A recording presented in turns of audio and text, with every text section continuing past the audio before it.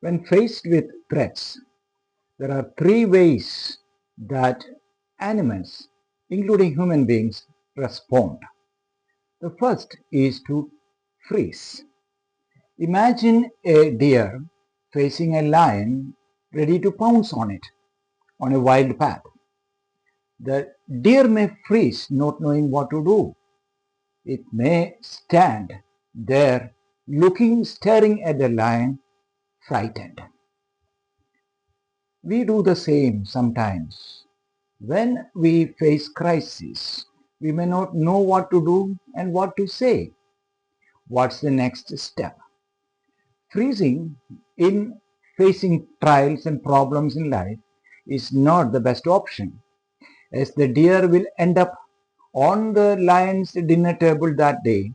So dangerous is freezing when faced with threats in life.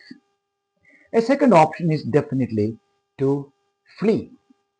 The deer has an option to run away from the lion as fast as it could, but the outcome depends on how fast it can.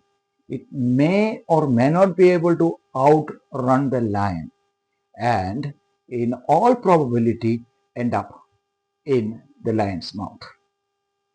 We also do the same thing. We also respond or tempted to do that many times. When we have problems in life, we may freeze, but sometimes most of the time, we try to run away from the situation. We may look for the nearest exit from the problem, but that is not the right solution, because the success in fleeing from one situation, running away from the situation, depends on how fast you can run. But definitely the situation will follow you.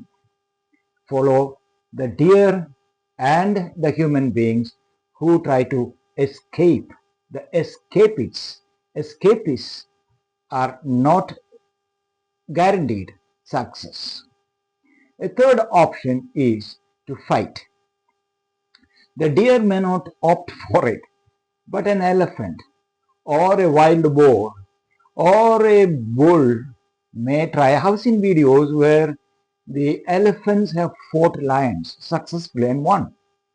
But in most cases, that doesn't happen.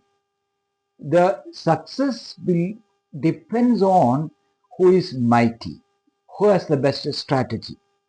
But one thing is sure, wounds in the fight. Similarly, many times we try to fight the situations and we may not win all fights as well. But one thing is that we have to live with the consequences of the fight, even if we won the fight for the rest of our life. But there is the third F, then freezing, fleeing, nor fighting. A third option, a fourth option, a fourth F that is available for people of God, followers of Christ, and that is faith. That's what the psalmist in Psalm 11 talks about, faith. You may like to pause this video here and continue to watch after reading Psalm 11. The psalmist in Psalm 11 is like a bird, surrounded by hunters who have aimed their arrows at him. He is in a crisis, huge crisis. His life is in threat. His friends or people who pretend to be his friends advises him to run away to the safety of the faraway mountains. But he refuses. The psalm opens with these verses of faith. In the Lord I take refuge. How can you say to my soul, flee like a bird to your mountain? He refuses to flee because he has put his trust in God, his faith in God. He goes on in verse 4 he says, he expresses his faith that the Lord is sovereign and He is in control of all the situations that he faces. Verse 4, quote, "The Lord is in his holy temple. The Lord's throne is in heaven. His eyes see, his eyelids test the children of man."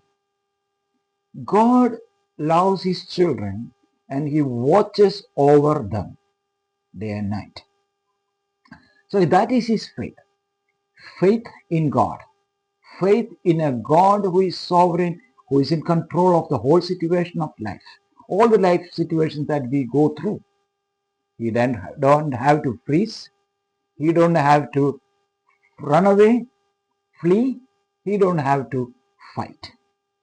Then towards the end of the last verse of that psalm he says that God is not only all powerful, but God is a righteous God, willing to help his children who puts their faith in him. Verse 7 reads, "For the Lord is righteous. He loves righteous deeds. The upright shall behold his face." How do you respond to crises in life? Do you freeze when faced with a problem in life? Do you try to fly away from it, escape it through the nearest exit? That is cowardice. Or do you unwisely fight and cherish or nurse the wounds of the fight the rest of your life? A child of God has a fourth option, the fourth F in Christian life. That is to put your faith in God, who is able and willing to help us in times of trouble. That's what we need. We need faith. And God is willing to help us if we put our trust in Him.